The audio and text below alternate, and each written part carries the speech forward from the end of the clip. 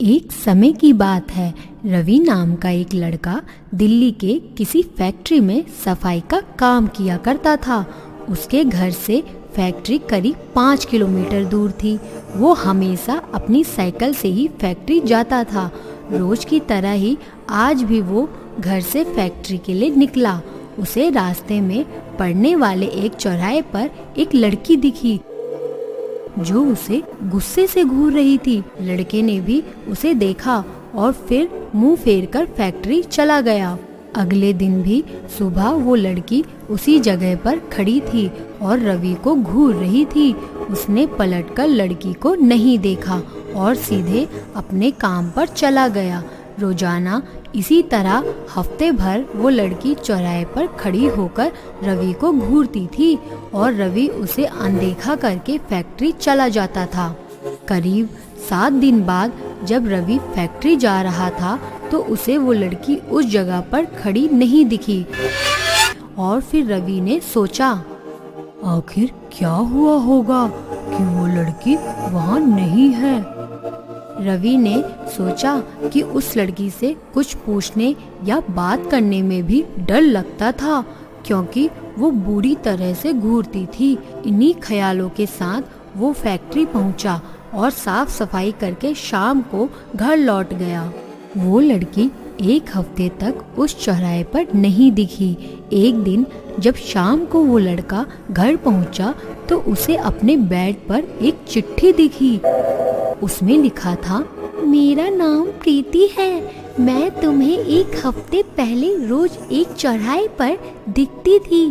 कल शाम तुम वहीं पर खड़े होकर मेरा इंतजार करना। उस चिट्ठी में एक फोटो भी थी जो उसी चौराहे पर खड़ी लड़की से मिलती थी। लड़के के मन में हुआ, आखिर इसे मेरे घर का पता कैसे मिला होगा और ये चिट्ठी मेरे बेड तक कैसे पहुंची। इसी सोच के साथ वो सो गया।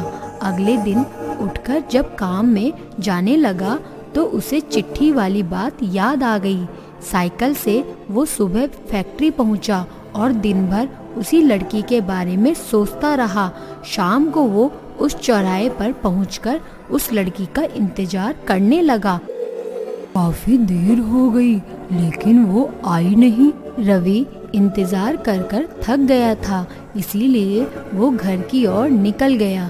घर पहुंचते ही उसने सोचा, क्यों ना चिट्ठी पर लिखे हुए पते पर जाकर ही उस लड़की से मिल लिया जाए। रात होने को थी, इसीलिए उसने सुबह सुबह उस लड़की के घर जाने की सोची। सुबह होते ही जल्दी तैयार होकर रवि चिट्ठी पर लिखे पते पर पहुंच गया। वहां जाकर जब उसने घर की घंटी बजाई तो एक आदमी बाहर आया।